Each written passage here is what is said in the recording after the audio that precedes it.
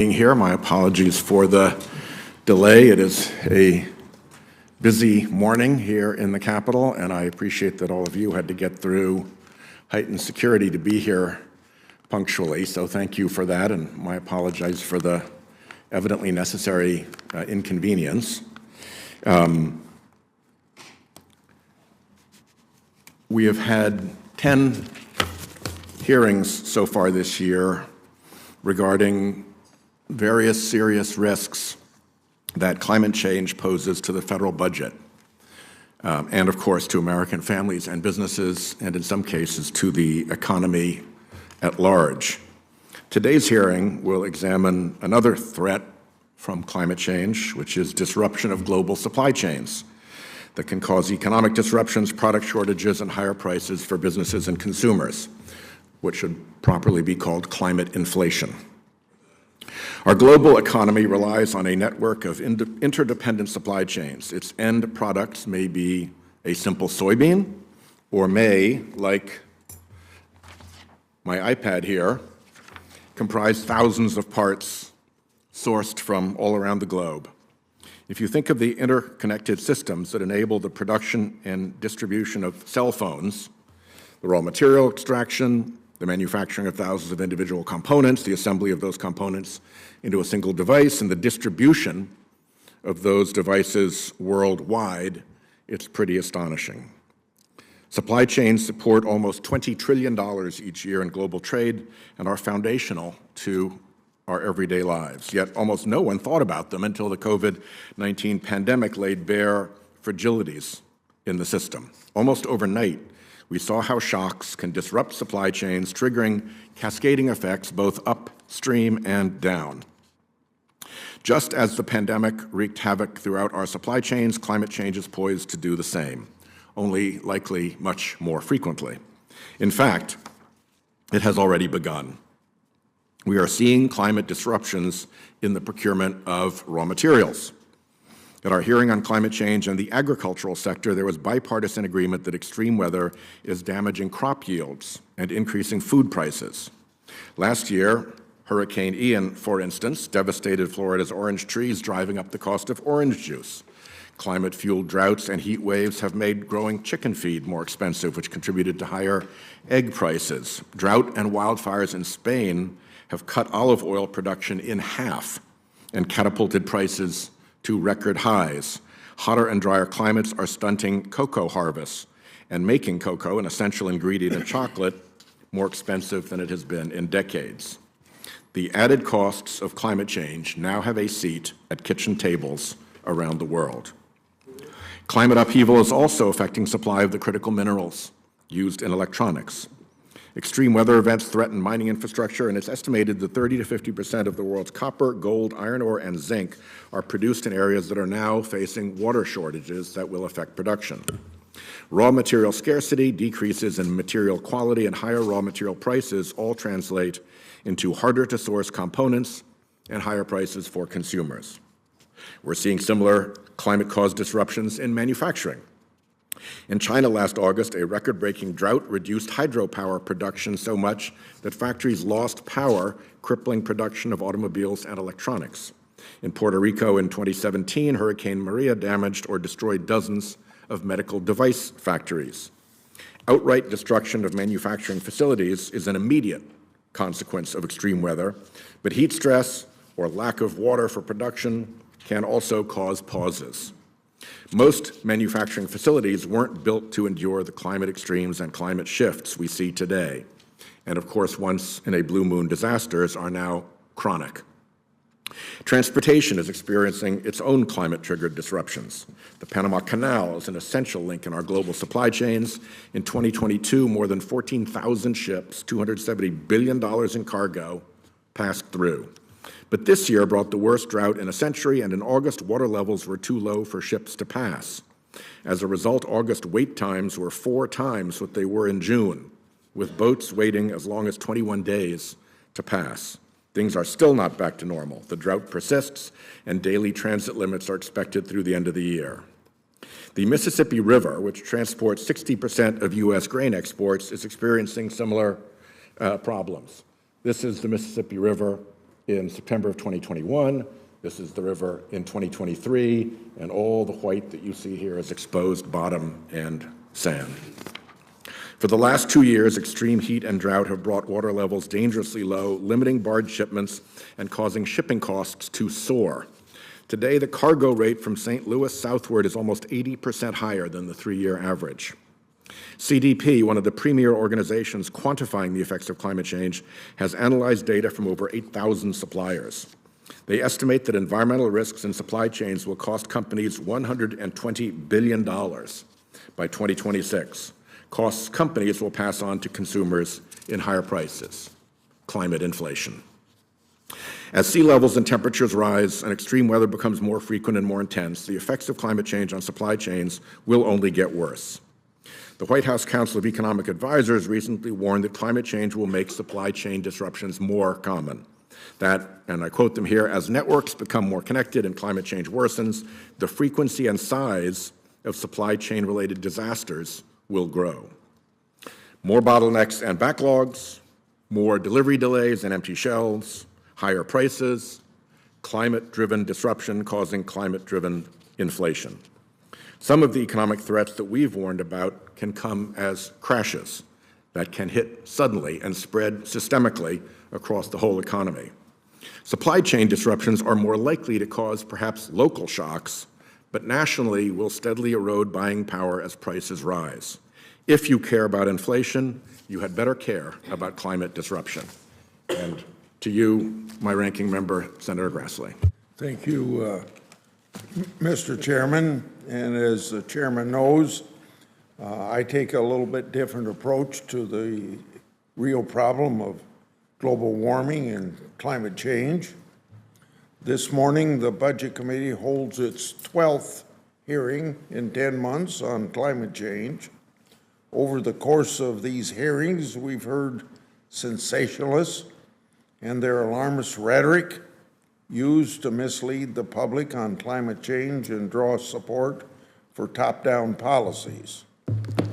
We've heard broad, unsubstantiated assertions of impending disaster and destruction, claims that aren't supported by robust review of the science. Hearing after hearing, Democrats have chosen not to invite a single climate change scientist as a witness. I prefer to do just the opposite. I want to learn from and legislate based upon discussions with both my constituents and experts like climate scientist Patrick Brown. He recently exposed how academia demands scientists omit key facts and tout certain climate narratives in order to be published in high-profile journals. And of course, we all know publication advances a person in academia. These publications, skewed by predetermined conclusions, are then used by activists to push a far-left agenda. Dr. Brown hit the nail on the head, stating that this dishonesty, quotes, distorts a great deal of climate science research, misinforms the public, and most importantly, makes practical solutions more difficult to achieve. And remember, those practical approaches have created a situation where the United States is at the 2005 level of greenhouse gases going into the air. I believe better than any other country. Europe was ahead of us. I think Europe slipped a little bit recently. So what Dr. Brown has said as examples of other people that approach it the same way, that's exactly what has happened here in the United States Senate, using non-scientists to spread alarm and tout distorted climate research. That happens to be a disservice to our constituents.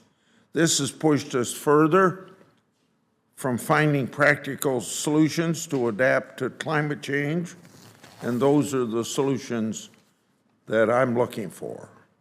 Our country is in dire need of energy permitting reforms to reduce emissions, save the taxpayers' dollars, and secure our energy grid.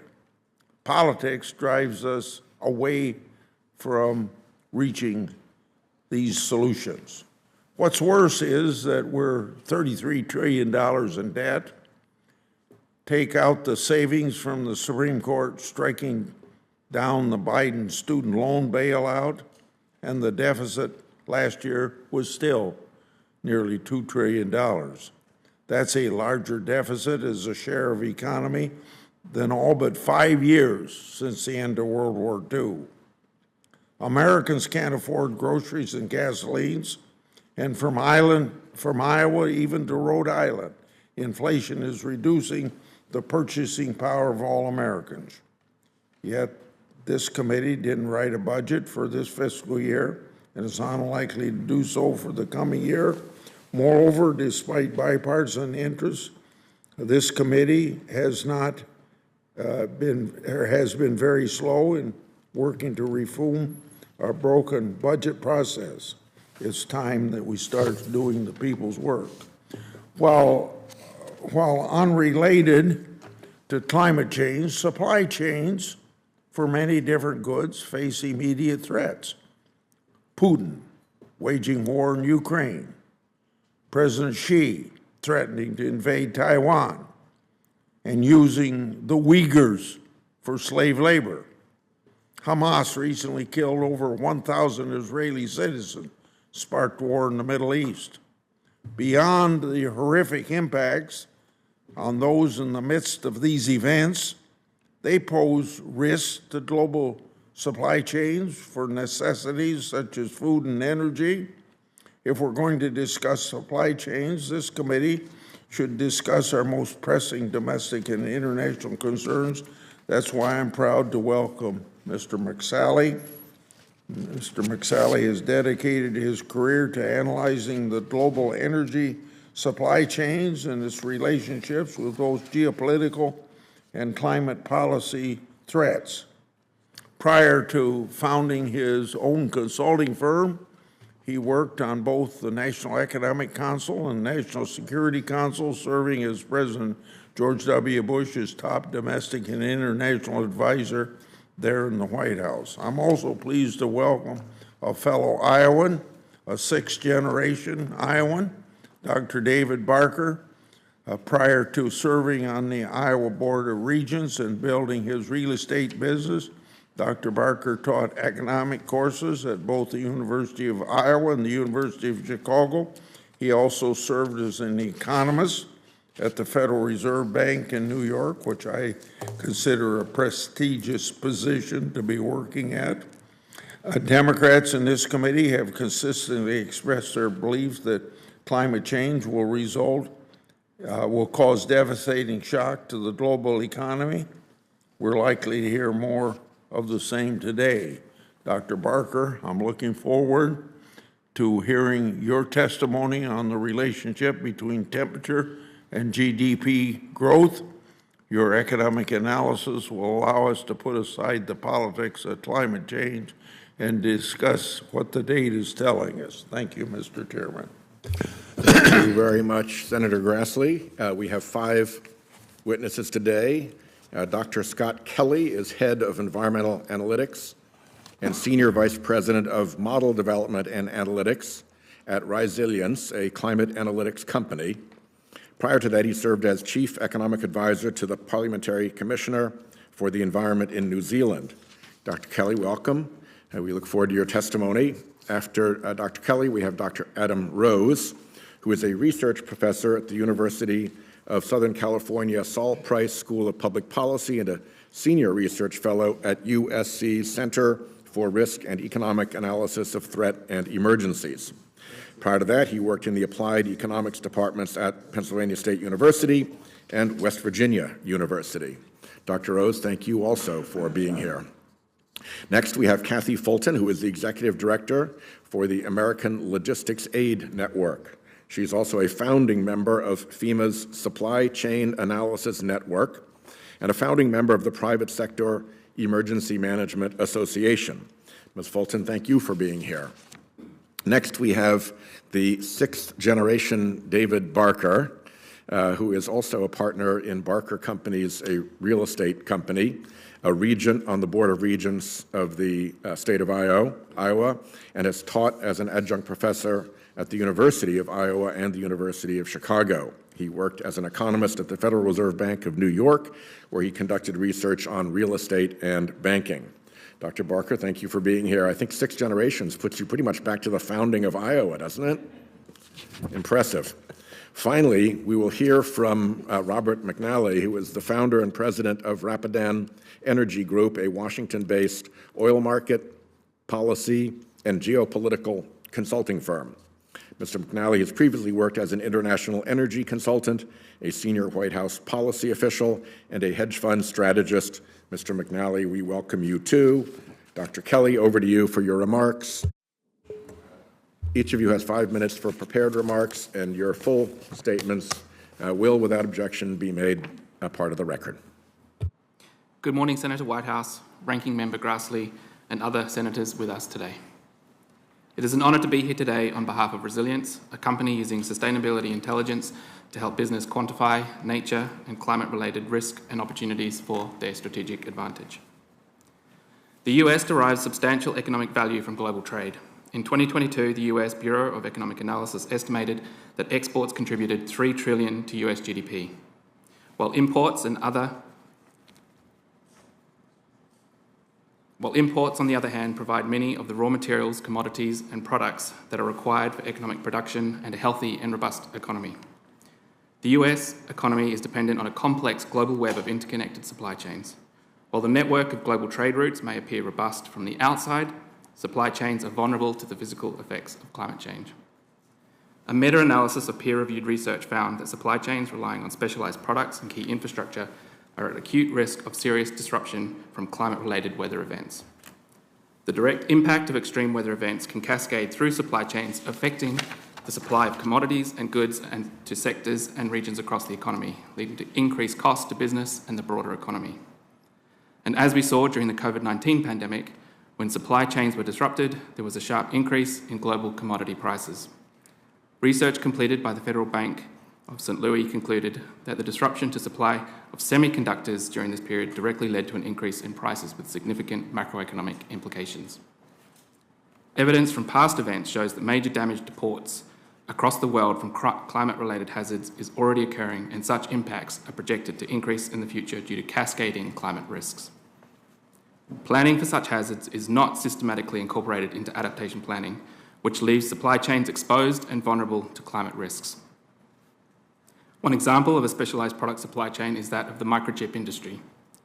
Taiwan is the world's largest producer of microchips, accounting for over 60% of the global supply of semiconductors and about 90% of the world's most advanced microchips. As a small island nation in the middle of the South China Sea, Taiwan is highly vulnerable to the impacts of climate change. The island is located on the typhoon belt and is frequently hit by storms, which cause widespread flooding and damage to factories.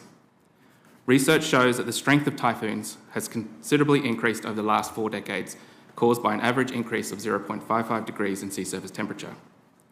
There is growing consensus among climate scientists that global warming may prime the atmosphere to produce fewer but stronger storms.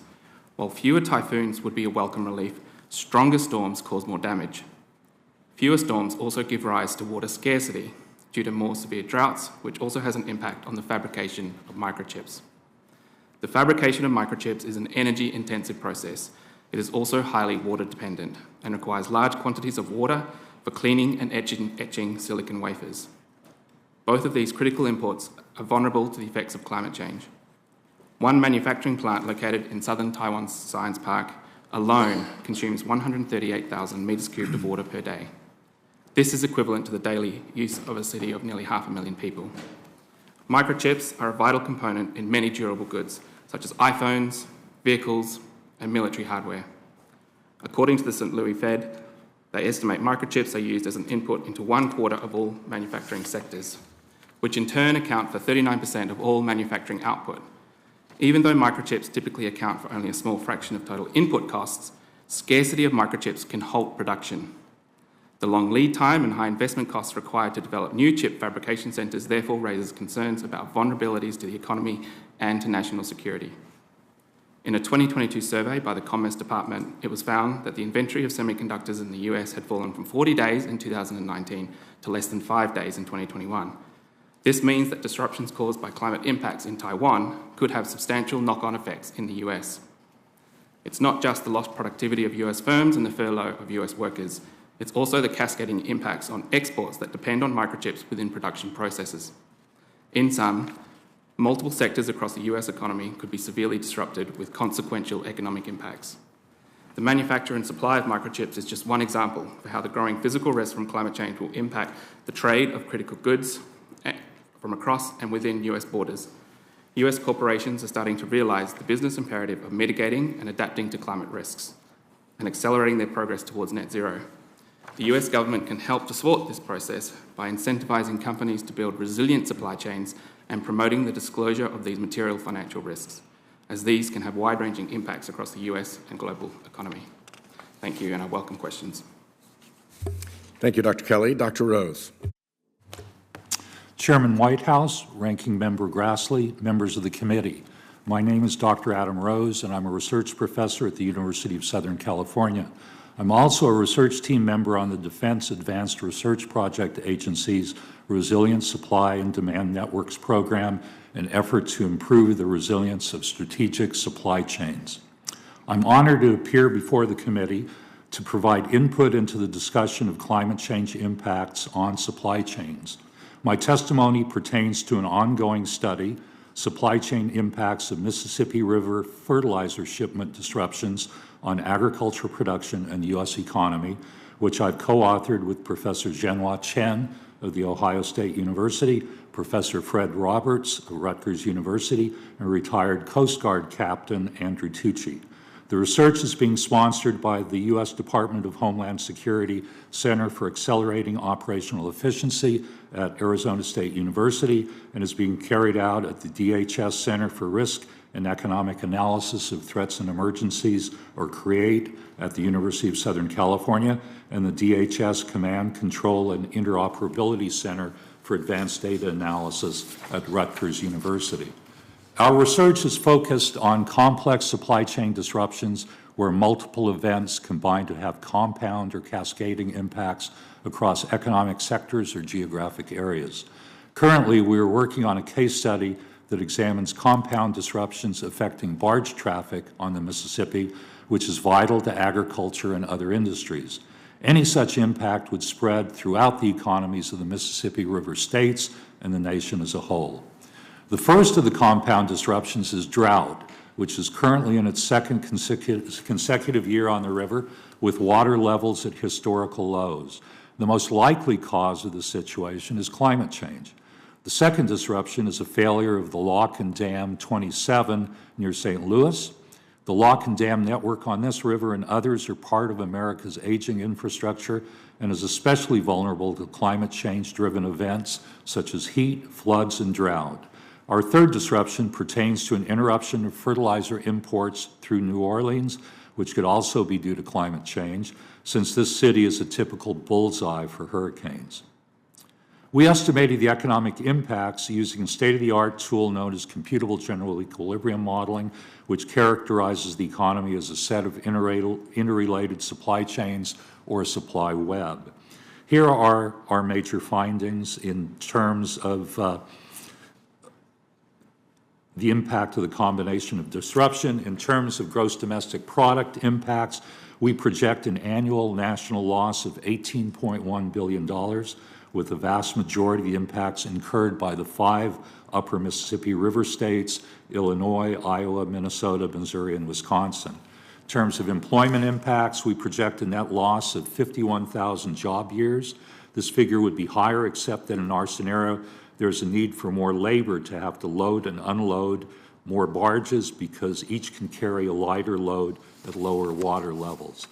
In terms of price impacts, we project an increase in the producer price index of 0.3 percentage points and the consumer price index of 0.25 percentage points. In an era of high inflation, these seemingly small percentages are especially meaningful. We believe that this research is important because impacts on agriculture affect the U.S. and world food security. While this consideration doesn't get as much attention in the U.S. as in developing countries, it is a problem for low-income families and many people of color in our country. While we don't expect disruptions like this every year, they are likely to increase in frequency and magnitude as climate change accelerates. This will impact the production of critical goods and services, seaports, and other infrastructure, thereby disrupting supply chains in the U.S. and among our trading partners. I also note that the climate change impacts I reported today only pertain to fertilizer supply chain impacts on the Mississippi River. This commodity represents only 6% of all barge traffic on the river, so our estimates are only a small part of the total national impacts that climate change is likely to have on this transportation route and other inland waterways. In particular, the estimates do not account for the impacts to shipments of corn, wheat, and other grains on the river, which would increase the impacts just reported considerably. Our research team is also examining compound disruption scenarios in the Port of New York, New Jersey, and the ports of Los Angeles, Long Beach, stemming from additional stressors, including sea level rise and wildfires. We expect the impacts from these compound disruptions to be in the tens of billions of dollars. I reported in depth on only one of a myriad of supply chain disruptions that would be caused by climate change. In fact, given the high degree of interdependence between sectors of the U.S. economy and our economy's connection with those of most every other country on the globe, it is only a very small portion of the potential total negative impacts. Many people will be affected through loss of jobs and profits, but most widely, every consumer in the U.S. will see their purchasing power diminished by inflation and caused by increased production costs, shortages, and delays of goods and services. Thank you. Thank you, Dr. Rose. Ms. Fulton. Chairman Whitehouse, Ranking Member Grassley, members of the committee, thank you for the invitation to testify. I'm Kathy Fulton, and I'm the Executive Director of the American Logistics Aid Network, or ALAN. We're a nonprofit formed in response to the supply chain failures of Hurricane Katrina. Our organization has the privilege to support businesses, nonprofits, and emergency management agencies. Increasingly, this includes support for disasters resulting from climate-related hazards. As a native of Louisiana, now living in Florida, I'm familiar with disasters and the impacts and costs they bring to supply chains. My comments today are my own, but would not be possible without the input from the vast network of individuals and organizations that comprise ALAN. I'll speak about 3 items related to the impact of climate disasters on supply chains. First, ways in which supply chains are disrupted. Second, the sources of supply chain costs. And finally, ways in which supply chain stakeholders are addressing risk from a changing climate. Disasters disrupt supply chains in 3 primary ways: by restricting supply, or the ability to provide a resource or service; by affecting demand, or the ability of an end consumer to access a resource or service in the manner or location they do pre-disaster; and by disrupting coordination mechanisms like information and finances that connect supply with demand. Modern supply chains feature capacity concentrations, which enable them to push high volumes at high velocity. These concentrations drive efficiency and cost savings by providing common resources like shared infrastructure and a skilled labor pool. Many of you will recognize capacity concentrations within your own states: the blue economy in Rhode Island, farms in Iowa, warehouses and ports, and other locally and regionally important concentrations. When capacity concentrations are disrupted, the impacts can ripple far beyond the communities where they're located. For example, IV saline bag production slowed due to power outages after Hurricane Maria. That disruption in supply delayed medical procedures around the U.S. and around the world. Supply chains are also disrupted by shifts in demand, like when 6 million Floridians evacuated after Hurricane Irma. This mass migration saved lives, but also created demand for resources and services in new locations. Businesses, government organizations, and nonprofits all scrambled to meet the increased needs created by this shift. Finally, disruptions to coordination mechanisms can be as straightforward as downed communication systems, which prevent businesses from checking out customers in stores or placing orders with suppliers. When businesses cannot exchange information or funds, the physical movement of goods stops as well. These supply chain disruptions have a real cost to our economy, to communities, to individuals and families. I'll share a few examples. Businesses experience costs from lost or damaged inventories, like this July when a tornado destroyed a Pfizer pharmaceutical warehouse in North Carolina.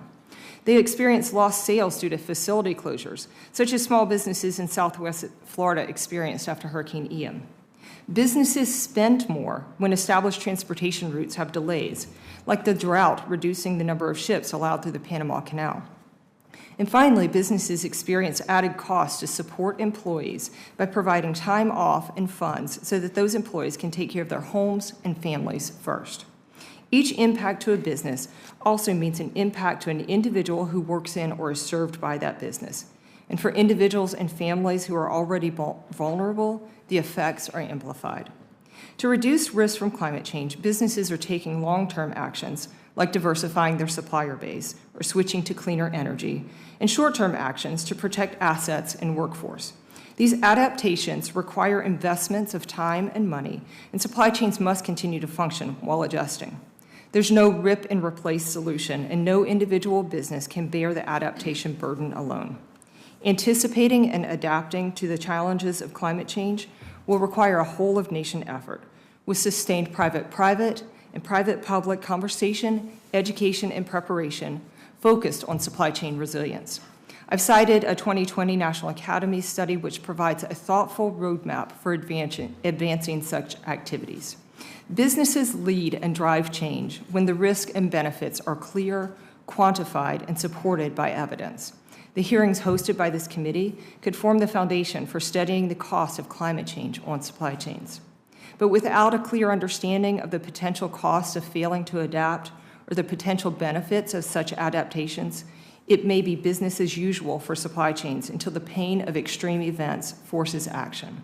I hope my comments today have been helpful, and I look forward to your questions. Thank you very much, Ms. Fulton. Dr. Barker. Chairman Whitehouse, Ranking Member Grassley, and members of the committee, thank you for inviting me here today.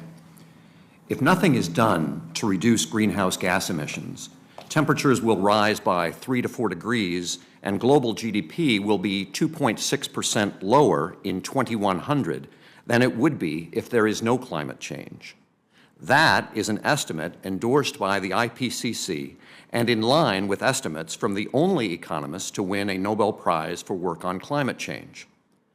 Assuming real growth of 2.1% between now and then, GDP in the year 2100 will be 5 times higher than it is today. A 2.6% reduction of year 2100 GDP would mean that instead of being 5 times higher, GDP will be 4.9 times higher. That is not a catastrophic outcome. It is reasonable to wonder if this argument is flawed because climate change might affect the rate of growth of GDP because of supply chain disruptions or other effects. If, for example, GDP grew at a rate of 1.5% instead of 2.1%, the compounded effect of lower growth would be very large by the year 2100. Eminent economists from Harvard, MIT, and the Federal Reserve have tested this hypothesis and report large effects of temperatures on growth. Their results have received glowing media coverage and many academic citations. I proved that their results are wrong. One paper claimed that higher temperatures reduce growth rates in poor countries. South Korea was poor in 1960, the beginning of their sample, and the authors classified South Korea as poor throughout the analysis. I discovered that if South Korea is classified as poor when it was poor and rich when it was rich, the results nearly disappeared. When I reclassified all countries this way, the results disappeared completely. The authors of another paper would not provide replication code, but I wrote the code from scratch and discovered that their results were not statistically significant. All countries are weighted equally in this analysis. So St. Vincent and the Grenadines, 1/8 the size of Rhode Island, has the same weight as China. As a result, small countries with unusual circumstances affect the results. For example, 1994 in Rwanda was a year of genocide and economic collapse. It was also a bit warmer than usual, leading the statistical model to conclude that temperature affects GDP. That seems unlikely, and looking at the monthly data, the warmest months of that year in Rwanda occurred after the genocide, and so could not have caused it. The papers failed many other robustness checks that I performed. Research this flimsy should not have passed the peer review process and should not have been published in academic journals. The term statistical significance suggests that a result is meaningful and not the result of pure chance. A normal standard for a result to be taken seriously is that the odds are less than 1 in 20 that the result is from pure chance. But policymakers and the public can be misled if a researcher tries 20 different model specifications and publishes the one that happens to produce a result. In my opinion, political and ideological pressures to confirm the importance of climate change has caused the peer review process to break down, allowing questionable results to be published in elite academic economics journals. Even if these results were valid, none of the papers I examined deny that adaptation could mitigate the effects they claim to find. Robust supply chains exist in a variety of climates around the world, and significant adaptation will certainly occur over the next 80 years. The papers find no effect of changes in precipitation on GDP, casting further doubt on the likelihood that significant supply chain disruptions will affect GDP and caused by climate change. It was a good idea to test whether temperature fluctuations have affected GDP growth. The problem is that the results that were claimed do not hold up. My conclusion is that the records of temperature and economic growth that I have examined do not support the hypothesis that supply chain disruptions caused by climate change are likely to cause reductions in per capita GDP growth. Thank you. Thank you, Dr. Barker. Dr. McNally. Chairman Whitehouse, Ranking Member Grassley, members of the Budget Committee. I'm honored you have invited me today to contribute to your important hearing. This testimony reflects my views and not that of Rapid Energy Group. Oil is, and for the foreseeable future will remain, the lifeblood of modern civilization by virtue of the fact that 97% of the vehicles on the planet run on it. Oil's commercial use starting in 1859 lifted humanity from 5 millennia of squalor, darkness, and immobility. Now, after the last 4 years, critical oil and gas supply chains have endured major, if fortunately so far short-lived, geopolitical disruptions. They include, on September 14, 2019, Iranian drones and missiles attacked the Saudi Abqaiq processing plant, the world's most vital energy facility, accounting for 6% of global supply. Unlike a pipeline or a port, you can't easily replace a processing plant. Now, oil is fungible and globally traded, so a disruption there means high gas prices here. Had Iran destroyed that facility, it would have caused a severe and lasting oil price spike, I estimate by about 33%, likely throwing the U.S. into a recession and the world into a wider regional war. Fortunately, Iran inflicted light and reversible damage. 2, on May 7, 2021, Russian-based ransomware attackers forced a shutdown of a 3 million barrel a day, 5.5 thousand mile long Colonial Pipeline. Supplies half the gasoline and diesel to the East Coast. Supports 90 military bases and installations in 7 major airports. The attack differed critically from the thousands of prior cyber attacks on U.S. persons, businesses, and government agencies, in that for the first time, they directly disrupted physical flows of energy required for social order and national security of the United States. Fortunately, Colonial restarted the pipeline after 6 days, albeit after paying the attackers a ransom. 3, Russia's invasion of Ukraine on February 24, 2022 triggered sanctions that the IEA advised could disrupt up to 3 million barrels a day of Russian oil exports. Russia is one of the top 3 oil and gas producers and exporters. In response, oil prices spiked by 32% in 13 days, from $97 to $128 a barrel. Crude oil prices rose again despite SPR releases, pushing pump retail gasoline prices to a record last year, $5 a gallon. They fell back only when that Russian oil didn't go off the market. Finally, While the conflict initiated by this month's Hamas savage attacks on Israel does not yet directly threaten oil supply, there is substantial risk that fighting will spread to include Iran's proxy, Hezbollah in Lebanon, other regional actors. The Middle East, we get 40% of our crude oil exports, 18% of our refined product exports, a good deal of our LNG from the Middle East.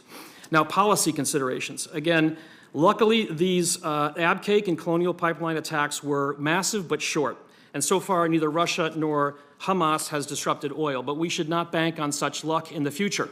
These supply disruptions underscore the ongoing vulnerability of energy production and distribution systems essential for our security and living standards. They suggest several policy considerations. First, attend carefully to cyber threats to critical energy infrastructure, including petroleum production, transportation system, and electric grids. We have more work to do to deter and respond. Second, consider the current and new geographic concentrations of energy supplies, production, and trade. China's dominance of critical materials, rare earth elements, and decarbonized supply chains is well known to you. Third, build and bolster defenses against severe energy supply interruptions and resist frittering them away. Draining the SPR for non-emergency purposes is a dangerous policy error. I recommend Congress rectify it soon by appropriating funds to replenish it. Finally, avoid sweeping bans, mandates, and other policies that impose burdensome costs without clear and publicly acceptable benefits. I can think of no more dangerous development for U.S. energy security than the International Energy Agency's advice since 2020 to ban all new investment in upstream oil and gas projects. Such policies will exacerbate supply chain bottlenecks arising from tightening supply and demand fundamentals in coming years, resulting in more extensive and economically painful oil and gas price spikes. Ideally, Congress and the White House will support domestic energy production and minimize supply chain risk while developing sound, cost-benefit-based strategies and policies to address climate change. Thank you. Thank you very much. Let me begin, if I may, with Ms. Fulton. You said that your organization, the American Logistics Aid Network, was started in response to the upheavals of Hurricane Katrina. Who started it? Who were your original clients and sponsors? Thank you for the question, Senator. We were formed by industry associations who represent logistics and supply chain service providers. So industry and business associations formed you. Yes, sir. Are industry and business associations your ongoing clients and supporters? Absolutely, yes, sir. And why is it that industries and businesses are interested in funding and supporting your work and your services? Businesses recognize that disasters disrupt their consumer base. So their clients are affected by disaster, and they want to make sure that their clients and their employees, the people who work for them, can continue to operate. So they rely on us, they rely on our organization to help get communities restarted, to get those communities the supplies and support that they need. Do your industry and business community supporters come to you and say, why are you wasting your time on climate-related disasters? That's a bunch of bunk and hokum?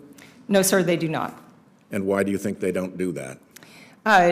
Businesses recognize that whether the risk is short-term from a short-term disruption or long-term disruption, they have to be prepared to respond.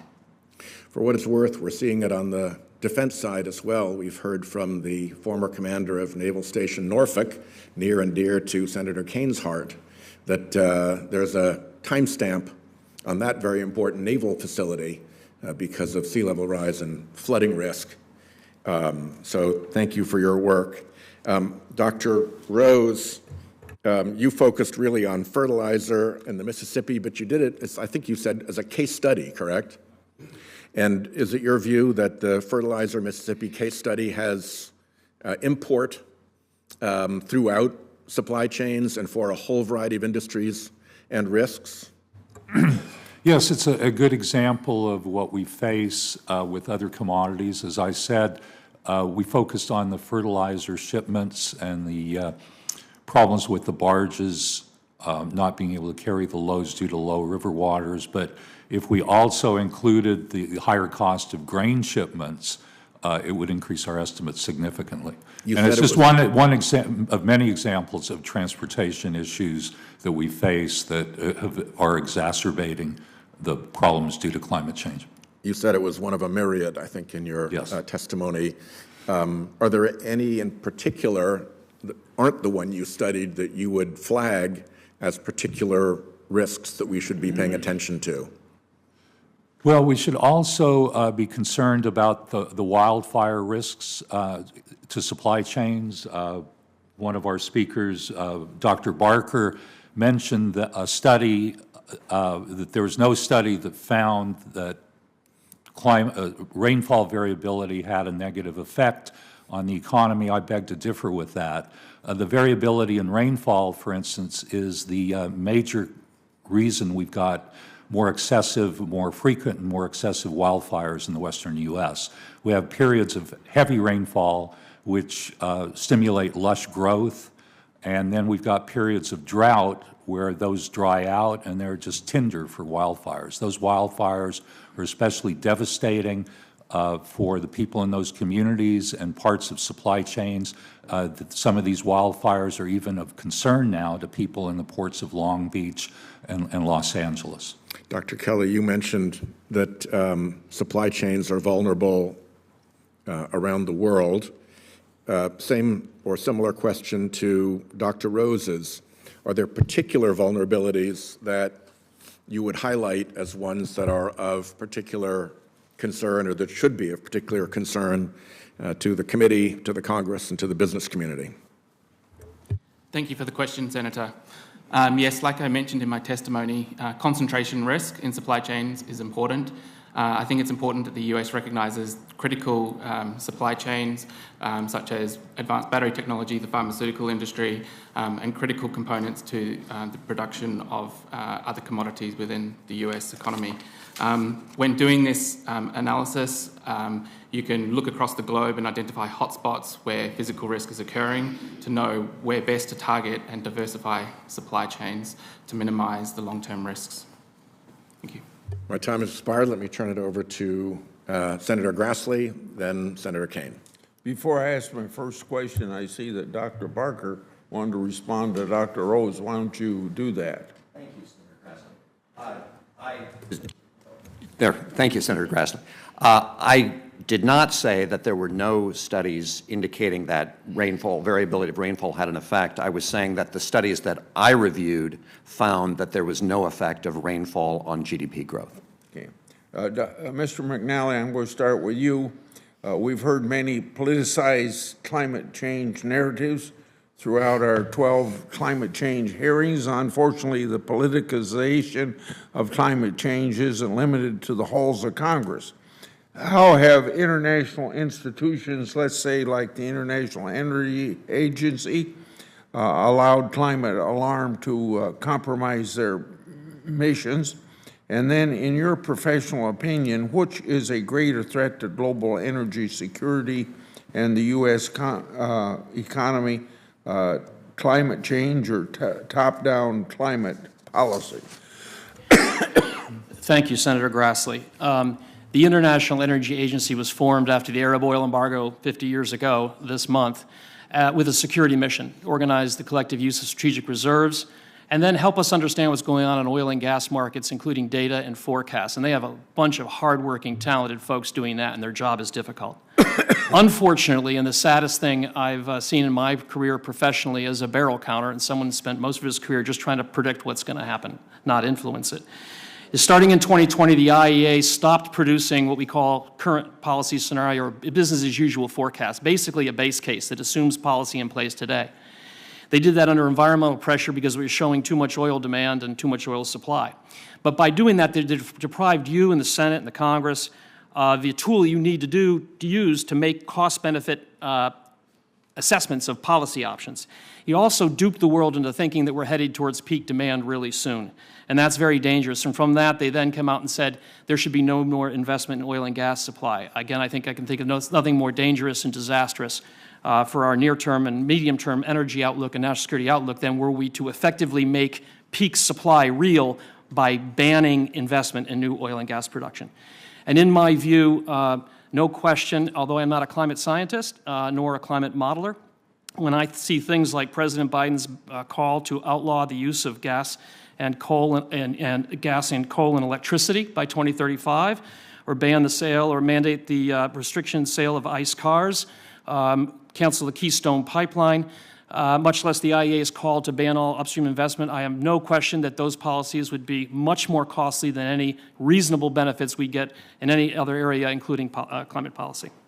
Dr. Barker, you've discovered faulty economic methods used to spread climate alarm and then revealed them to the world. What statistical tricks should objective listeners look to or look out for to differentiate climate change propaganda from economic accuracy? And then why do you think economists and others use these tricks in the first place?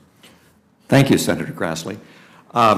Well, some of the easy ones that we see in the popular media are talking about cost of climate change without putting them in context, either as a percentage of GDP or with growth. I mean, if we're projecting costs out many decades in the future, we need to think about what those costs are relative to the growth that we expect to see between now and then. Another is that studies that I've looked at that claim that there is some kind of optimal temperature for economic production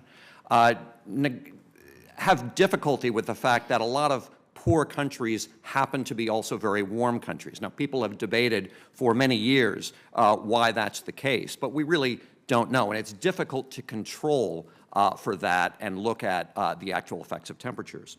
But many are much harder, many of these tricks are much harder to see. I mean, for example, the papers I looked at use thousands of lines of code to shape the data, and assumptions are buried in those thousands of lines of code, or regressions that use 500 variables. And it requires a really close look to find some of the assumptions that are embedded in that work. Why do they do these tricks? Well, I think as an economist, we know that incentives matter. And when the incentive is to publish, people publish, and conclusions that fit the dominant ideas are easier to publish than papers that challenge those ideas. Mr. Chairman, could I have 45 seconds to Please. kind of close up here?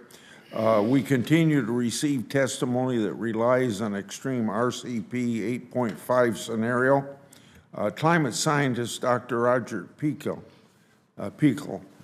testified in June that the real world is actually tracking below this extreme scenario. Dr.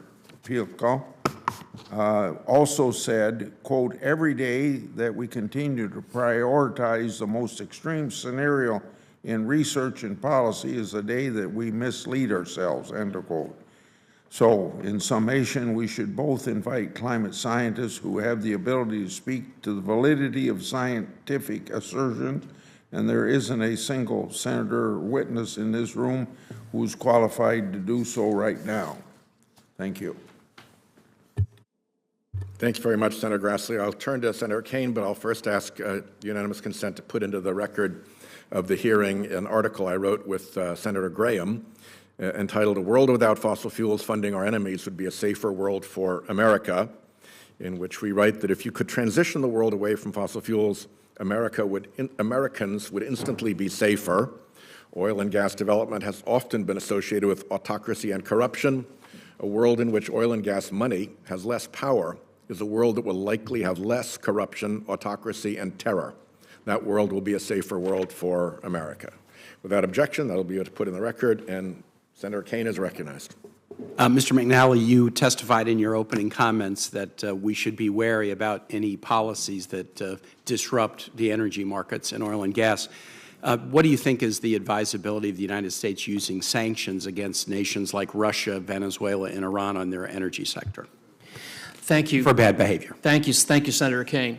So tread very carefully. I think it's critical that when President Obama put sanctions on Iranian oil exports, he did so at a time at which U.S. shale shale oil production was surging. We were enabled really to contain oil prices while cutting off Iran's oil exports.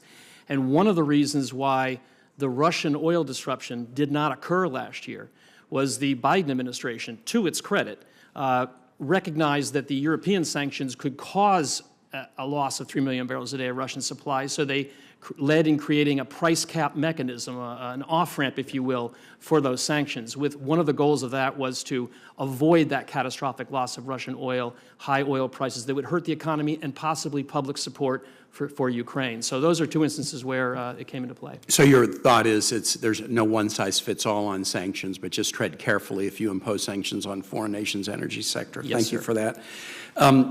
This is a question for Dr. Fulton, Ms. Fulton, and it's about pharmaceuticals.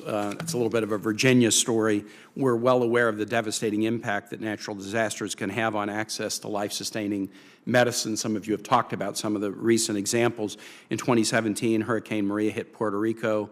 That exacerbated a saline solution shortage. 2018, wildfires in the western part of the country triggered N95 mask shortages, and then a number of you talked about the tornado destroying the Pfizer plant in North Carolina. That plant stored raw materials, packaging supplies, finished medications awaiting shipments to U.S. hospitals. Events like these stress the importance of diversifying supply chains. We can and should bring production of critical components closer to our shores. One disaster shouldn't be able to take down a supply chain, particularly a supply chain in areas as important as medical products and pharmaceuticals. That's why I was pleased that earlier this week, the Biden administration announced that Richmond, Petersburg, Virginia received a designation as a regional tech hub for advanced biotech manufacturing. I was selfishly excited about this because I helped create the Virginia Biotech Research Authority when I was a city councilman in the late 1990s. I served on its board as mayor. I appointed its board members as governor, and then I fought for the funding in both the American Rescue Plan and the infrastructure bill to help support this initiative. Can you discuss the importance of a federal investment in diversifying our medical product and prescription drug supply chain, and why is this sector so vulnerable to potential climate risks? Yeah, Senator Kane, thank you so much for the question, and congratulations on the new designation for the Richmond and Petersburg area. Medical products and pharmaceuticals are currently heavily reliant on overseas sources, many of which are in areas that are vulnerable to climate disruptions. The long transportation routes that these have to travel to get to the United States create challenges, especially when there are disruptions in global shipping. You asked about, why are they vulnerable? What can federal investments do? I think the lessons learned from the pandemic really underscore why we need this type of federal investment. You're going to create jobs through this, but it's also going to drive innovation and technological advancements, which is going to make things more efficient and cost-effective from production standards. It's important in creating robust, secure, and resilient medical and pharmaceutical supply chains, and reducing that reliance on the lengthy transportation routes. Thank you. And Dr. Rose, a question for you, staying in the same space. I am the chairman of the Western Hemisphere Subcommittee of the Foreign Relations Committee, and I have been, with other colleagues in a bipartisan way, pushing the idea of more nearshoring of production closer to the United States. Obviously, if we can get it in the United States, that's great. But if we can get production of critical supplies in nations in the Western Hemisphere where we have trade agreements, where we're trying to help them grow their economies, I think that's all for the good. There are a number of steps underway to do that. The Vice President is working with nations to try to build more supply chains there. The CHIPS manufacturing bill had an ability to do investments in chips production in the Americas to pull some of that back from China. Talk a little bit about this is my last question, about the value of looking at nearshoring, bringing supply chains, if not completely back to the United States, at least back close to the United States in regions, in the region that is our neighbor, where we have trade agreements with virtually all the nations in the area. Well, the first way it helps is it lowers transportation costs rather than bringing things all the way from China. Second, it improves the security of supply because you're dealing with friendly countries. Third, it helps improve relations with our neighbors. China is aggressively going throughout the globe, investing in many countries, and they're in our backyard, could be even more so if we don't fill that vacuum. And finally, I'd say it's one way, especially with Mexico, to help with the border crisis. Creating jobs in Latin America will slow immigration to the U.S. Senator Johnson. Hey, Mr. Chairman. I'll start by saying what I always say. I'm not a climate change denier. I'm just not an alarmist. We'll adapt. We'll have to adapt. It was interesting, a couple of months ago on August 14th, 1,609 scientists and professionals from around the world signed a World Climate Declaration saying there is no climate emergency. This group was led by 2 Nobel laureates, John Clauser and Ivar Giaever. I hope I'm pronouncing that right. Both won their Nobel Prize in Physics. I'd like to enter this declaration into the record. All the signers are listed here, and very impressive credentials. It's pretty short, so I'm going to take my time to read it. There is no climate emergency. Climate science should be less political, while climate policy should be more scientific. Scientists should openly address uncertainties and exaggerations in their predictions of global warming, while politicians should dispassionately count the real costs as well as the imagined benefits of their policy measures. Natural as well as anthropogenic factors cause warming. The Geological Archive reveals that Earth's climate has varied as long as the planet has existed, with natural cold and warm phases. The Little Ice Age ended as recently as 1850. Therefore, it is no surprise that we are now experiencing a period of warming. Warming is far slower than predicted. The world has warmed significantly less than predicted by IPCC on the basis of modeled anthropogenic forcing. The gap between the real world and the modeled world tells us we are far from understanding climate change. Climate policy relies on inadequate models. Climate models have many shortcomings and are not remotely plausible as policy tools. They do not only exaggerate the effect of greenhouse gases, they also ignore the fact that enriching the atmosphere with CO2 is beneficial. I love this next one. CO2 is plant food, the basis of all life on Earth. CO2 is not a pollutant. It is essential to all life on Earth. More CO2 is favorable for nature, greening our planet. Additional CO2 in the air has promoted growth in global plant biomass. It is also profitable for agriculture, increasing the yields of crops worldwide. Global warming has not increased natural disasters. There is no statistical evidence that global warming is intensifying hurricanes, floods, droughts, and such like natural disasters, or making them more frequent. However, there's ample evidence that CO2 mitigation measures are as damaging as they are costly. Climate policy must respect scientific and economic realities. There is no climate emergency. Therefore, there is no cause for panic and alarm. We strongly oppose the harmful and unrealistic net zero CO2 policy proposed for 2050. Go for adaptation instead of mitigation. Adaptation works whatever the causes are. Our advice is that science should strive for a significantly better understanding of the climate system, while politics should focus on minimizing potential climate damage by prioritizing adaptation strategies based on proven and affordable technologies. They conclude, to believe the outcome of a climate model is to believe what the model makers have put in. This is precisely the problem of today's climate discussion, to which climate models are central. Climate science has degenerated into a discussion based on beliefs, not on sound, self-critical science. Should not we free ourselves from the naive belief in immature climate models? Net zero by 2050, according to a Bloomberg NEF study, will cost $21 trillion. $21 trillion. In testimony before this committee, it's looking like we've already spent somewhere between $5 and $6 trillion. And I've asked the majority witnesses, I mean, have we bent the curve down? Have we mitigated climate change having spent $5 to $6 trillion? Do you think spending $21 trillion is going to bend that curve down? We've also got out of majority witnesses that there's no way that China and India is going to reduce its dependence on fossil fuel. In fact, a majority witness said, nor is America. 80% of our economy right now is powered by fossil fuels. That's not going to end anytime soon. Isn't that correct, Mr. McNally? That is correct, Senator. Dr. Barker, I mean, I appreciate your testimony in terms of what I would call the corruption of science. One thing you didn't mention is the incentive of chasing grant dollars. I mean, you're going to get many dollar grants from the federal government if you're publishing a paper that disputes the consensus. And by the way, I think 1,609 very eminently qualified scientists would at least, bust the myth that climate change as a global risk is consensus. These are some skeptical people, and that's really what science is all about. Isn't that true, Dr. Barker? That's true, Senator, and I have not received any government grants for debunking climate research. I appreciate that. So, Mr. Chairman, I'd appreciate or ask. It will this be admitted into the record, and your comments are appreciated. Thank you much. Senator Merkley.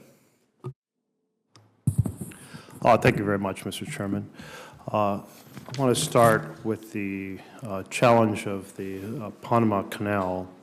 And Dr. Kelly is well aware we've had a big impact on ships running through the Panama Canal because of extended drought, affecting the water levels inside the upscale locks, the higher locks. And how will those delays affect the supply chains for the United States? Is this my question, or is it for? Yes. Adam Rose. So the physical risks of climate change are a global issue, and they affect the US as well. So it's important that the US understands and builds evidence to try and model the effects of disruption to these events as they occur, from drought or extreme weather events. We've seen, as my colleague Adam Rose has already testified from the Mississippi, that this has already caused severe disruptions. Disruptions to the global supply chain route through the Panama Canal, as we've seen disrupt imports into the US through those routes, through agricultural products, through key supply lines. Thank you. I will note that there is a port in Oregon that is a deep water port that we're trying to turn into a container port to enhance the ability to have port capacity on the West Coast that could help alleviate some of the supply chain challenges. But it needs a mega grant in order to undertake it, so a message we're taking to the administration. I do want to turn to the question of the challenge of many of our supply chains for solar panels are tied to China. And we had China restricting gallium and germanium chip components, and then most recently restricting graphite a couple days ago. If we are to produce half of the electricity we need through solar panels to get to the 2035 goal of producing all electricity with renewables, if half of it comes from solar panels, we have to deploy 3 billion solar panels. What additional steps should we take to try to produce more solar panels here or avoid supply chain problems in deploying solar energy? Dr. Rose? Diversification is the first order of business in reducing risk. So reducing our dependence on China is paramount. So we need to look for alternative sources of supply. We need to find ways of stimulating U.S. solar production. Thank you. Mr. Chairman, our colleague from Wisconsin just read about a statement of some 1,600 scientists being concerned that we're overflating the risks of climate change. I'll just note in my home state of Oregon, the increase in the fire season is very, very real. We've had 6 towns burned to the ground. That never happened in the past. Of course, we saw what happened in Hawaii this year.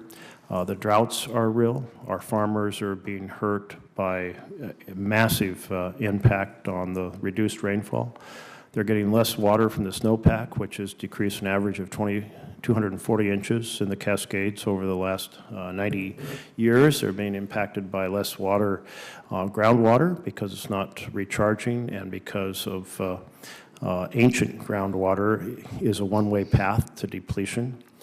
They're being impacted by our fishermen off the coast by the warmer waters in the Pacific, very significantly more acidic and warmer waters, which produced a virus in the, or facilitated a virus in the starfish, something we'd never seen before, starfish wasting disease, that led to the decimation of our kelp beds, and the kelp beds significant in the ecosystem. In other words, our farmers, our fishermen, our forestry industry, all the foundations of rural economy are being profoundly impacted on a very real basis by the changes that we've seen just in the last 30 years. So certainly this is not dependent upon international studies to tell us that there is a massive change in the world, not seen in human history before. And so I think we better accelerate our efforts to address that, not pretend and stick our head in the sand that there is no problem. Few work harder to do that than you, Senator Merkley. Thank you. Senator Braun. Thank you, Mr. Chairman. I'd like to start off with a simple question and just raise your hand. All of you familiar with the concept in finance of present value? I figured so. Since I've been here, no one understands that in this institution. That is why we borrow aggressively for the latest and greatest political idea that you think might parlay into a solution. And of course, if you understand present value, you know the significance, especially when interest rates are high, of whatever you spend in the moment. And to get that justified, you're going to have something in the future that is huge in consequence in terms of that return on investment, or to justify why you'd want to spend and borrow the money in the present. It'd be different, too, if we were dealing with capital, equity. We have no equity here. We borrow now 30 cents on every dollar we spend. Just 5 years ago, that was 20 cents. I think you all understand how that cost of capital is going to really go up when you start pricing in the 5% that interest rates have gone up in the last year and a half. I won't insult you with what is 1%. I'll even make it easy, 30 trillion. Take 5% of that and then start applying it to 42 trillion that our fearless leader has us in debt in 5 years, 52 trillion in 9 to 10 years. That's a calamity that will far swamp anything that we've been talking about here. And I'm a conservative that believes we need to be in the discussion of climate. I think if not, you're at least not going to be in a position where you have credibility to offer other things to do. But in light of that, and the fact that the biggest economies other than ours in the world, outside of the EU, and that's a collective group that seems to have trouble getting things in agreement, they're building coal-fired plants weekly in India and in China. So the fact that we've got something that to me is worth discussing, the physics and chemistry, you put greenhouse gases into the air, and I think it warms things up. But the modeling, that having an accurate sense of present value analysis, we've been off the mark for 20 years. So that means the disproportionate part of the equation is all the money you're spending and borrowing in the present when we've not knocked anything out of the park. So I think my point would be maybe we ought to get back to budgeting. The fact that we haven't done that in 20-some years makes this very much an academic discussion. It means we're talking about something that we know might occur, but there's been almost zero credibility on plugging in the benefits that would accrue from spending and borrowing all this money. I'd like, again, a show of hands. Do you think that makes sense, what I've just said? I see 4 out of 5 think you do. That is better than most on a panel. So I guess my point is, let's redirect the essence of the Budget Committee to doing what you're supposed to do. The other issues are ancillary, and especially when we've been so long on this idea of trying to find out what actually the consequence is. To me, we've given up our energy independence. We've done so many things that tilt the whole analysis, which finance pays the bills. Government, just because you got the printing press in the basement and your credit card gets renewed every year, you can't be borrowing now $1 trillion every 6 months. I do think we need to be engaged in the conversation, but I think we're going to have other issues much more serious than what might occur that we've not modeled very well. And the only way you can have credibility of putting that much emphasis on it now is if you can tell us there's a tipping point fairly soon down the road, or else we're just going to borrow and spend ourselves into a place that'll be a lot worse than where the economy might go, supply chain and all that, due to climate. I'd like Mr. McNally to comment on it, and Dr. Rose. Let's start with Mr. McNally. Thank you, Senator. My clients asked me to predict what policymakers will do. And one reason why we predict there will not be sufficient action to achieve net zero is we look exactly at the problem you're describing. The budget problems of our country could be solved, as I understand it, in a couple weeks of legislative time. They could be understood by an 11-year-old with decent math skills, and it would not require getting China on board or anything else. If, solving global warming, a global central planning exercise, is climbing Mount Everest, fixing the problems you just described is a walk in Shenandoah, the Skyline Drive. Much easier to do mechanically, yet we can't do that. It's very difficult, as you know, you and your colleagues know better than me. It involves hard choices, but it's much more doable than achieving net zero. It's one reason why I'm cautious when advising investors about how much real action to expect on the climate front. Dr. Rose. Well, I'm going to show my age. I started working on environmental problems 50 years ago and interviewing businesses about how they were going to cope with air pollution control. And many of them told me it was going to bankrupt them, and we've found over the years that businesses rally. When they're faced with regulation and cost, they find ways to meet those challenges with innovation and different ways of doing things, and we've found those innovations paid dividends over and over again. So the projected costs that I think you've cited are exaggerated. You've underestimated the benefits that most scientists believe we're going to receive by reducing climate change. There are tipping points. The scientific community is universally agreed that 2 degrees centigrade increase in temperatures, average temperatures from the Industrial Revolution base is as far as we need to go, and many of them don't think we should go past 1.5 So do you think degrees. the modeling has been good to date? Or Yes. Yes, the climate modeling has been. So there have been people who have been cited. Senator Johnson mentioned 189 people signed a document led by 2 physicists. Well, physicists aren't climatologists.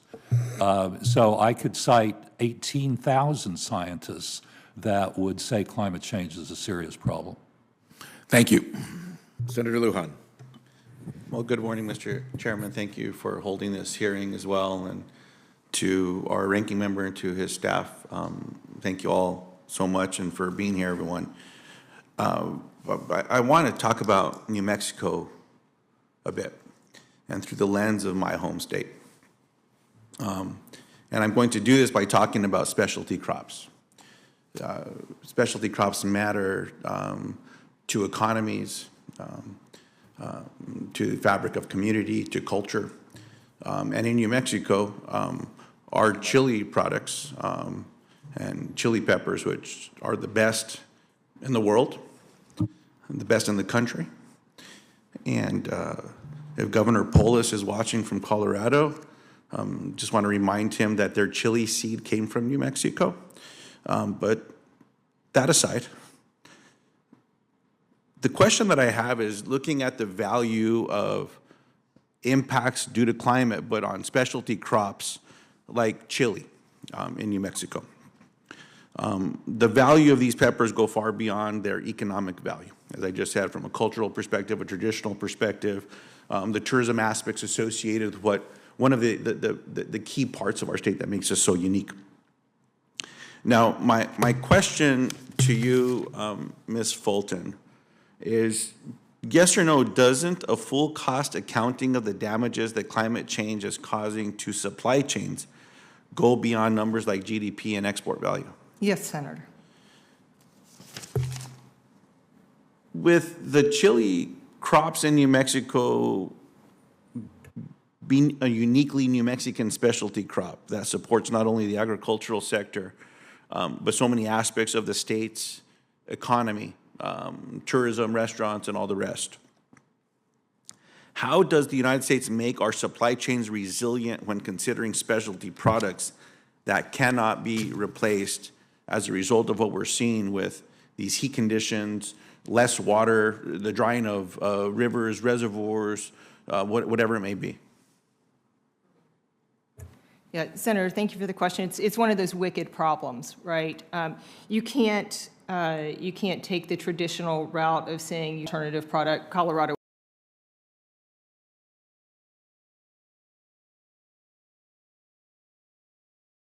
aside, an option, right? So in the scenario you present, really getting to any useful solution is going to require innovation, collaborative problem solving from a whole community.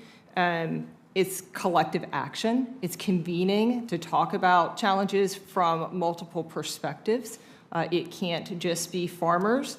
It has to include supply chain professionals. It has to include others, climatologists. It has to include the whole community. It has to bring everyone to the table, again, to talk about these types of wicked problems. Now, your testimony focused on how climate-driven extreme weather events impact supply chains. Unfortunately, in northern New Mexico, where we are working to recover from what was a horrific record-setting fire, fire that spread faster than anyone could predict. The Hermit's Peak wildfire last year is the largest in our state's history and devastated local economies. And I don't know that people will ever be able to fully recover. With the support of my colleagues, we were able to secure a significant fund in disaster aid specific for these families because of how this fire got started. We were able to earn that support. Now, one of the concerns that I have is more than a year later, communities are still working to receive the aid to rebuild and recover. I don't know that FEMA is expeditious in the work that needs to be done with getting this funding out into communities. Now, the reason I say that is without timely distribution of recovery aid, people and businesses may have to make other choices, such as relocating or not reopening for a business. When this happens, there is no supply chain to rebuild. It's completely gone.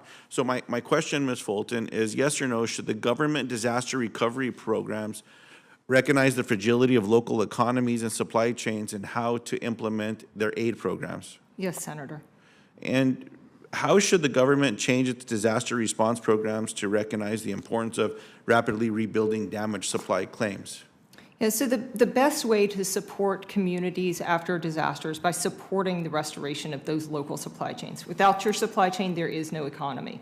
And so I cited a National Academies report that talks about ways to how government can assist, getting out of the way, number one, rapidly funding restoration activities, reducing impediments to businesses so that they can reopen, so that community members have places to go and gather and work and live together.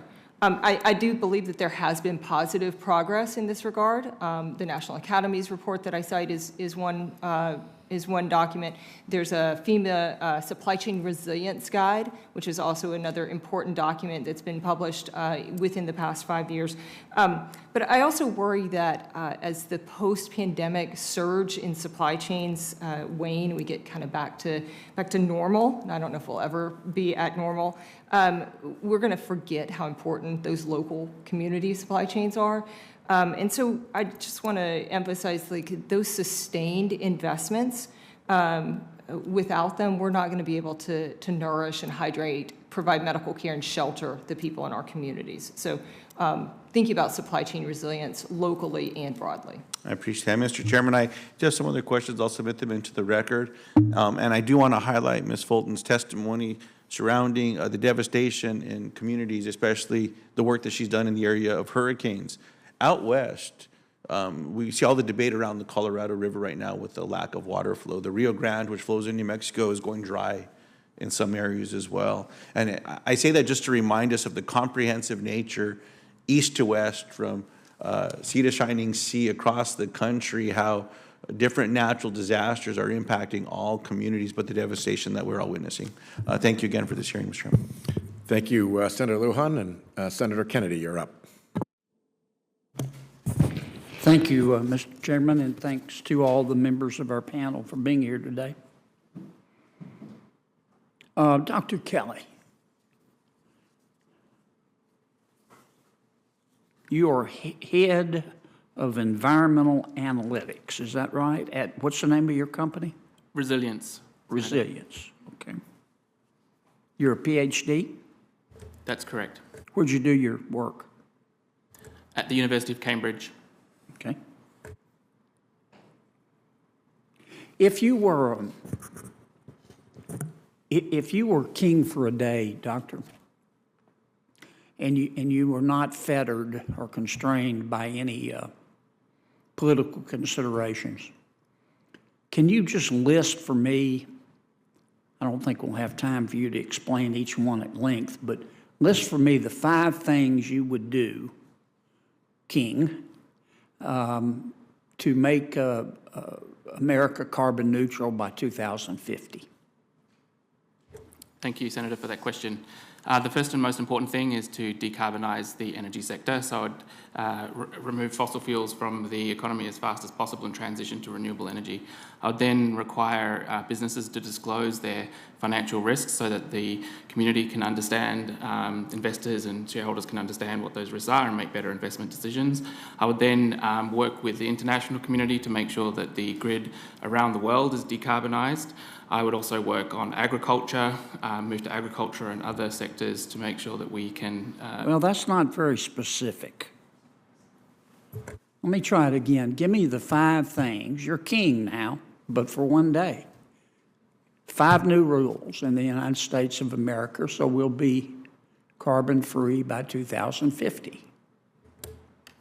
I would put in a rule to make sure... You'd get rid of oil and gas. That's the first one. That was the most specific. Require companies to disclose climate-related risks. Okay, that's 2. I would invest in new technologies to decarbonise industrial processes to reduce emissions. Okay, and what's 4?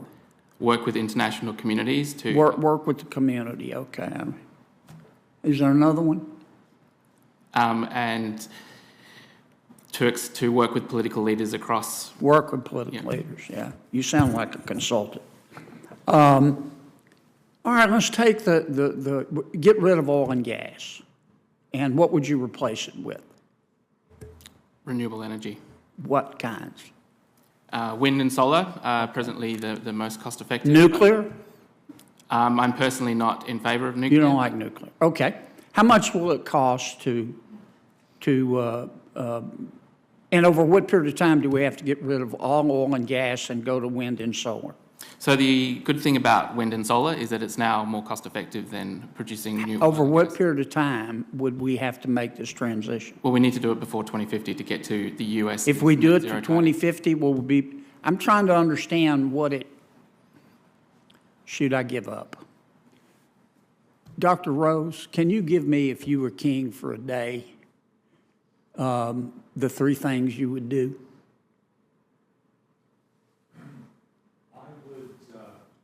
We'll start on something that you might find more attractive. I'd invest. I'm not interested in Right. No, I'd invest. But I've been to so many of these hearings Right. where people come and talk about catastrophe, and you say, okay, what do we do about it? And you get nothing but nonsense. Right. So if you could give me, this is your chance, just 3 specific things, King, All right. that you would do. So I would invest in carbon capture and storage. Carbon capture I and don't storage. think we need to get rid of all fossil fuels immediately. That's one. Number 2. Number 2, I would pass a renewable portfolio standard for the U.S., which calls for a shift to renewables and electricity generation. So I recently completed a study Okay, where the... I don't have time. All right. What's number 3?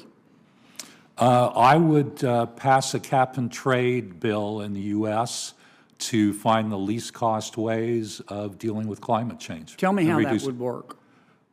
You essentially place a cap on emissions, you give permits or allowances to entities, and you allow them to trade. That trading shifts the cost burden to the lowest cost entities. We found that that can save 70% of the potential costs of dealing with climate change as So you opposed to put- passing you across put- the board. You put a tax on carbon? Well, it's different than a tax because you can freely grant these allowances, and then it's trading. So it's not a tax. It's different than a tax. All right. How much do you think all this will cost? Your best guess. I don't have a dollar figure, but the figure is a lot lower than what I've heard on this side of the aisle today. Well, you think we ought to just do it and then worry about the cost? No, I think we What's your should do best studies. guess? What's your, I mean, you advise the UN and you're at Right. USC, and that's a pretty good school. Right. What's your best guess about what it'll cost us to decarbonize by 2050? Well, one thing I'd like to mention to the gentleman at Brown, that it's not the government paying this cost. Yes, He but could you made give me a figure suggestion. first? I would say it might cost us 2% of GDP Tell me per year. quantify. So that's in terms of the U.S. to start, and that's a couple of $100 billion. Couple of $100 billion. To start, and then it'll level off. Is that every and year? eventually, Wait, I think I don't we'll know save why I money. can't get straight answers, okay? right. Y'all want to All right. talk about the problem, but you never want to answer the question. No, I've been answering it. Well, no, you haven't. I'm just asking for a figure. Mm-hmm. Does anybody have a figure that it would cost to decarbonize by 2050? That's all I'm asking. Does anybody have one? So my answer is you start out with $200 billion and you get down to a cost savings by 2040. What would be the total cost by 2050, you think? At most, a couple of $100 billion by 2050 over 25 years. So you think we can totally decarbonize America by a couple of $100 billion? Well, I didn't say totally decarbonize because remember I said carbon capture and Neutral, start. you're right, carbon neutral. Right. Does anybody disagree with that? I personally, that estimate is probably, is that a yearly figure, I'm assuming? No, that's total. Total, That's 200 billion. 200 billion for the whole For package. total with some. What is your figure, Professor? I'm not prepared to give a figure. You don't know. You just want us to do it and pay for it later. it's a Do you have a figure, ma'am? No, sir, this is really out of my area of expertise. Either you gentlemen? Senator, I don't have a figure, and I wouldn't want to do the task you assigned me. But if you did, and I had to do that, I would take the Green New Deal and implement it. I would put the U.S. economy on a... How much would it cost? It'll cost our country, our liberties, our economy. We'll have to nationalize How the much energy- would it cost? our country. Okay, do you have an idea? I have seen estimates that are a much higher percentage of GDP than Dr. Rose has indicated. I mean, it's frustrating, folks. I don't mean to be rude, but I can't tell you how many hearings I've been through. And you say, well, the world is coming to an end. Okay? All right. How much will it cost? We don't know. The We're not point is, Senator, that sure. the cost of doing We're nothing not is higher. sure. We need to get back to you. No fair-minded policymaker is going to embark on something that might cost a minimum of $200 billion. Based on what I've read, that's low. I don't know why you won't just answer straight. It's a difficult question to answer because... Of course it's difficult. That's what you're here for. Technology advances at different rates, and so if... You want us to just go start and then worry about the cost later? Come on, Professor. This isn't Cambridge. These are taxpayers paying We need for to all make this. hard decisions now to transition... Well, then how the economy much to will net they zero. cost? We need to invest... You don't even know.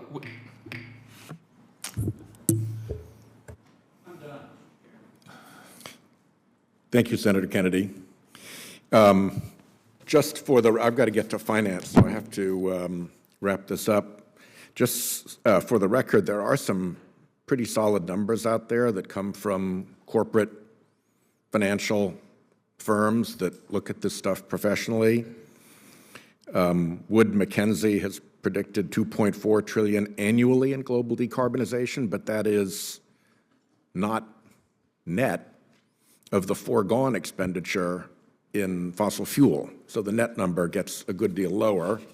And Deloitte, the consultancy, has estimated that if we continue on our present path without taking proper action against climate change, the cost of doing nothing will reach $178 trillion between now and 2070 was their figure.